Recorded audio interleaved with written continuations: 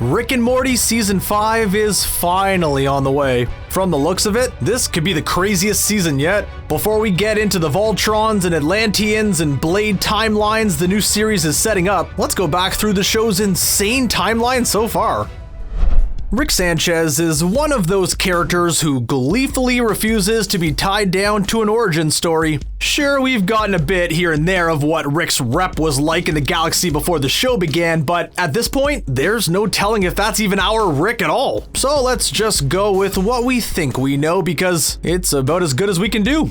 Huh. You think you know a guy. Long before he was flying his hover car through the multiverse, Rick Sanchez was a humble scientist who did experiments in his garage. As he was approaching his greatest achievement, the portal gun, a Rick from an alternate dimension arrives to offer him a place at the Interdimensional Council of Ricks where other Ricks have united into one giant Rick government. He has no interest in that and tells other Rick to move on. Only other Rick returns with a bomb that blows up Rick's house and family while he watches helplessly. Guess I remember that. Wow. Of course, mere moments after revealing this memory to an interrogator from the Galactic Federation, Rick tells him the memory was just a made-up story. Now, while it seemed like Dan Harmon and the other writers were just punking the fan base who were eager for Rick to have some sort of epic superhero origin, a later moment points to its validity. Simple Rick's Matrix-like dream world holds a lot in common with our Rick's story, implying that some elements were likely true.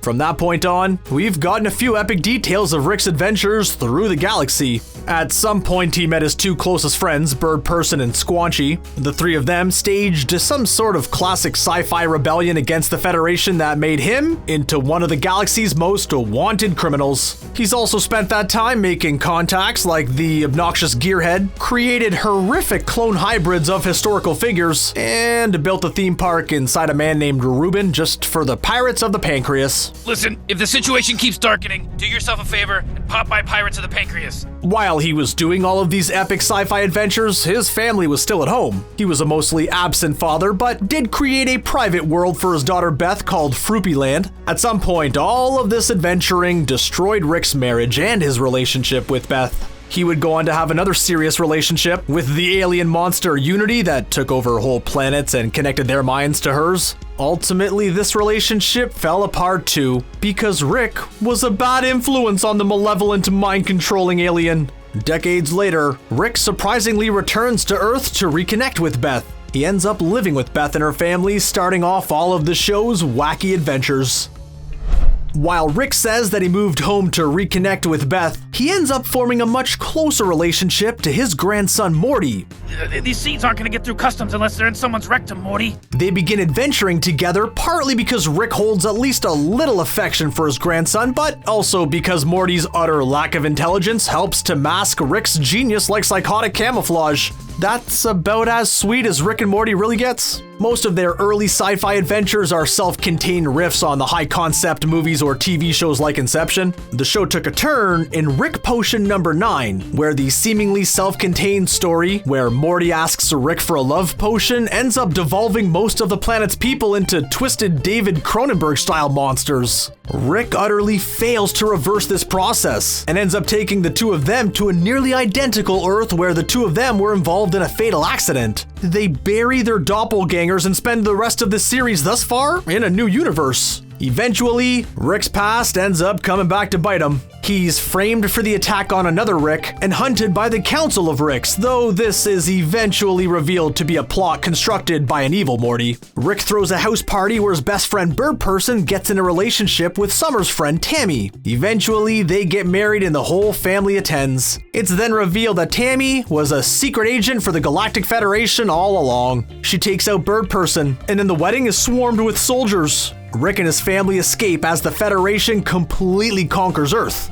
I tell you, the Galactic Federation taking over Earth, best thing that's ever happened to this family. Eventually, Rick turns himself in to ensure his family's safety. You can't really keep a good Rick down though, and he ends up escaping. He's able to destroy both the Galactic Federation and the Council of Ricks in what may be the show's most epic sci-fi battle to date. The family seemingly returns to normal as Rick returns home. Unfortunately, this proves to be the final straw for Jerry, who lays down an ultimatum to protect his family from Rick. This leads to Beth and Jerry finally getting a divorce. The family tries to cope with the divorce through therapy and sci-fi action sequences, but nothing really seems to work. Eventually, Rick shows Beth her Fruipyland world, where it's revealed she trapped her best friend as a coping mechanism for her abandonment, though Rick claims that she was just a really creepy kid. When faced with her true potential, Rick offers her a choice. She could keep her life, or she could have adventures through the galaxy while a clone stayed with the family.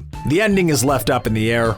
The following week, while Rick was busy having an epic duel with the President of the United States, Beth and Jerry end up reconciling their marriage, much to Rick's eventual dismay. Eventually, a sci-fi Beth who travels through space fighting the new Galactic Federation comes home to confront her father. Tammy arrives to take Beth in now that the Federation has lost interest in Rick as a target. The entire family goes to save both Beths as they do what Rick calls a Star Wars. Come on, kids, we have to go do a piece of Star Wars. Rick even ends up battling against the revived cyborg version of Bird Person, Phoenix Person. The Sanchez family defeats the Federation, and both Beths decide they don't care who the clone really is. Rick goes into his lab to find out for himself, but it turns out that he drunkenly randomized the process, so even he wouldn't know. Disillusioned with Rick and happy with the two Beths, the family has fun without him while Rick tries to reassemble Phoenix Person, who also now hates him for taking out Tammy. The season ends with Rick at one of his lowest points thus far in the series, hinting that his family may eventually outgrow him after all.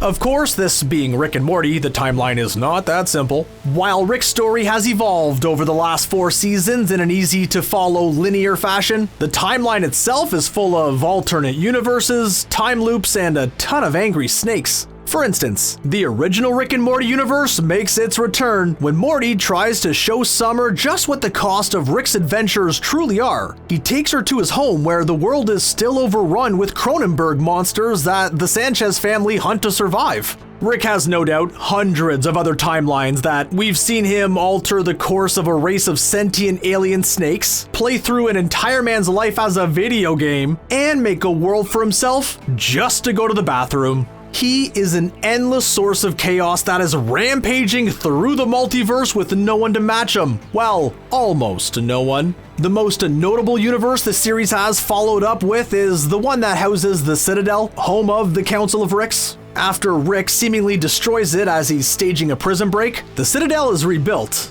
We see that the city is full of strife between the Ricks and the gangs of abandoned Mortys who wander the streets. Eventually, a Morty is able to do the impossible. He becomes president of the Citadel. This is then revealed to be the evil Morty, who takes out all of the members of the Citadel's Shadow Council who opposed him. This sets him up as not only the dictator of the Citadel, but potentially as the show's main villain.